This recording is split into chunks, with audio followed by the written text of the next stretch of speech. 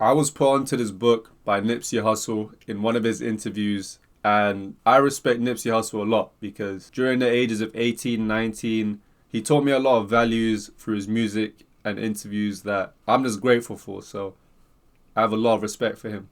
So this book is Contagious by Jonah Berger, where he discusses 6 steps that make an idea, product, or behavior contagious. And he uses these 6 principles to display his thoughts on why things catch on. And from 1 to 6, it's social currency, triggers, emotion, public, practical value, and stories.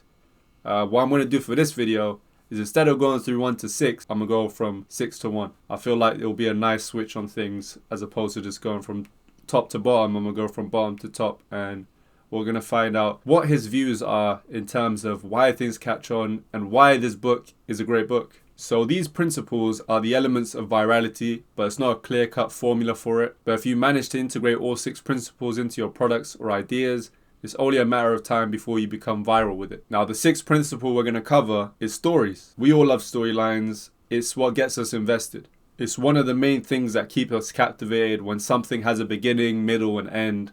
And it's a format that many people use, whether it's through their ideas, through their products, through their content.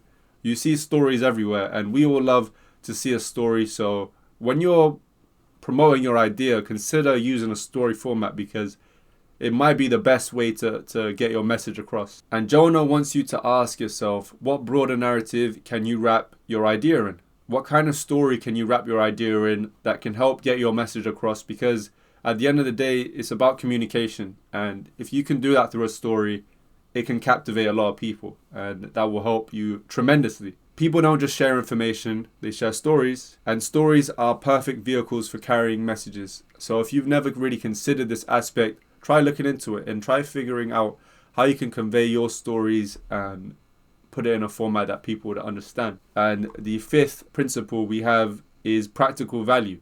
How can we craft content that seems useful? People like to help others. So if we can show them how our products or ideas will save time, improve health, or save money, they'll spread the word. When we're speaking about practicality, we're talking about real-world application.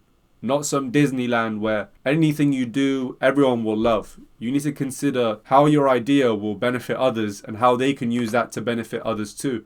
You need to think about the actual use of what you're trying to get across. Is it useful? Is it practical? If not, then you need to ask yourself the question, is it really valuable? And how can I present it in a way that is valuable?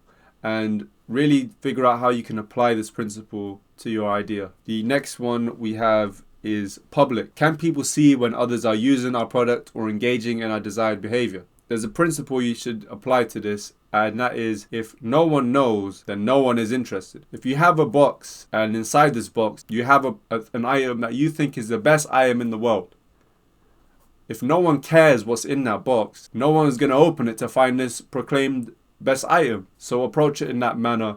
Think about how your idea or product can be seen in public, can be exposed to people. Making things more observable makes them easier to imitate, which makes them more likely to become popular. It's hard to copy a behavior or buying pattern if you don't know what it is. So you need to make your product or idea visible or more public. The 3rd principle we have is emotion. When we care, we share. And you should approach things like a human and not like an AI. Systematic thinking is great, but as Dale Carnegie once said, we are not creatures of logic, but we are creatures of emotion. So how can we craft messages and ideas that make people feel something? Your product or idea needs to have an emotional tone to be shared by people. The next principle we have is triggers. How do we remind people to talk about our products and ideas? If you're into fashion and I mention just do it, you'll probably think Nike.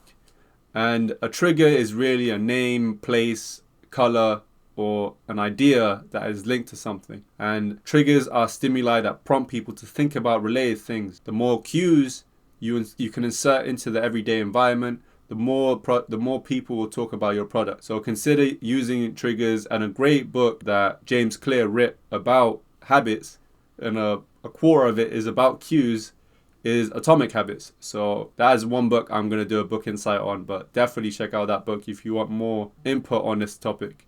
And number 1, we have social currency. How does it make people look to talk about a product or idea? Social currency is arguably stronger than financial currency because it's linked to respect, credibility, networking, and social proof. And social proof means if you have 10 people that say one person is a credible person and a good person, then the 11th person is more likely to agree with those 10 people. But if you have 5 people that say this person's nice, but then you have 6 people that say don't trust this person, the 12th person is more likely to not trust the person and to more so question it. But it's just our natural way of thinking, and although we do think individually, we like to think as a collective. So when there's something agreed upon in a group, if you come into the group, you're more likely to agree with everyone. Most people would rather look smart than dumb, rich than poor, and cool than geeky. When you think about yourself, when you're sharing something, whether it's an idea, whether it's a page, whether it's a product, you would rather look better than worse, and the same way I would. And it's just our natural way of thinking. So when you're being realistic with that approach of how would my idea or product look if it's shared across other people, how would it make those people look when they're sharing the ideas? Those are sort of the questions that help you break down barriers and help you expose your ideas to wider audiences if that's your goal. So I hope my insight has been clear and I've been able to show John Berger's work very well.